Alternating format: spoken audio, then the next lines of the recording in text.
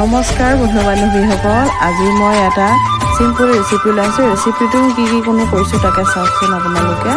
আজি মই এটা বেঙেনা কাটি ল'লোঁ আৰু বেঙেনাটো কাটি লৈ মই এতিয়া ফ্ৰাই কৰিছোঁ। কিবা ফ্ৰাই হৈ গৈছে। বেঙেনাটো ফ্ৰাই হোৱাৰ পিছতে মই এতিয়া কেইফোটামান নহৰু দিছোঁ। নহৰুকেইটাও কেইফোটামান মই দি পেলাই ভাজি লৈছোঁ ভালকেনে। ভাজি লোৱাৰ লগে লগে মই এতিয়া দুটামান জলকীয়া ফালি ফালি দি আছোঁ। বেঙেনা, জলকীয়া আৰু নহৰুকেইটা ফ্ৰাই হৈ গ'ল। ফ্ৰাই হৈ যোৱাৰ লগে লগে মই পিঁয়াজ, ধনিয়া আৰু দুটা লগতে কেঁচা জলকীয়া কাটি লৈছোঁ। কাটি লৈ এতিয়া মই ধুনীয়াকৈ পিটিকাখন বনাই ল'ম। আজি মোৰ এতিয়া ভাতৰ থালিখন চাওঁ আহকচোন কি লৈছোঁ।